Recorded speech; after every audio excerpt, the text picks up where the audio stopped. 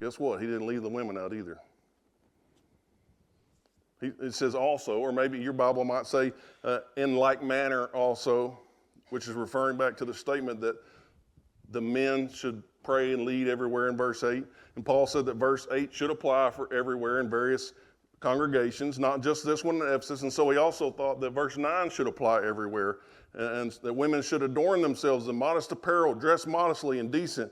In other words, don't come to church looking like you're looking for the wrong kind of man.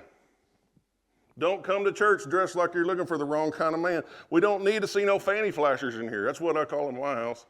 We don't need no fanny flashers in here. We don't need anything too revealing. Christian ladies should dress as Christian ladies.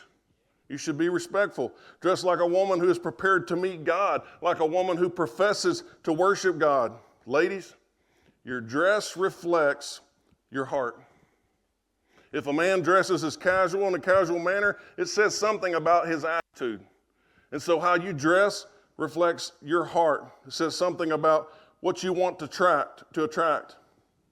So if you dress to attract a man, you better dress like the type of man you want to attract.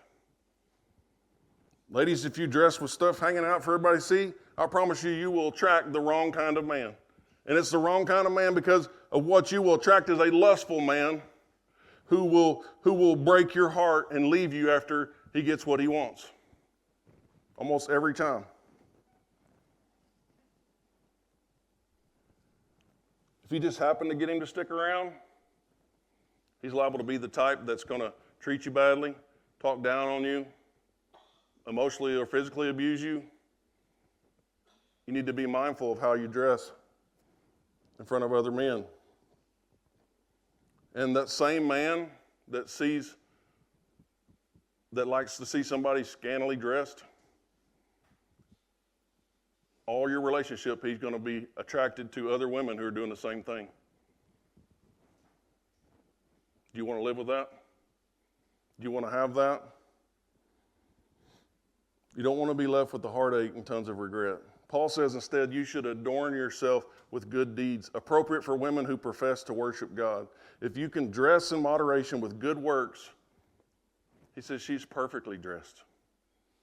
If you can dress in moderation with good works, she's perfectly dressed. Paul says good works makes a woman more beautiful than any of the finest jewelry you can find. Good works makes a woman more beautiful. Andy Stanley did a series on healthy dating, and one of the things he said, it stuck with me. It was years ago, but he asked the question, am I becoming the person that the person I'm looking for is looking for? That's a deep question. Am I becoming the person that the person I'm looking for is looking for?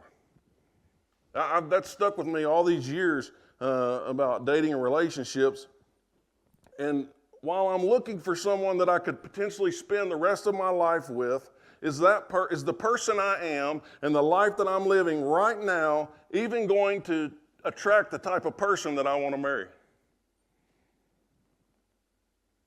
It's a deep question.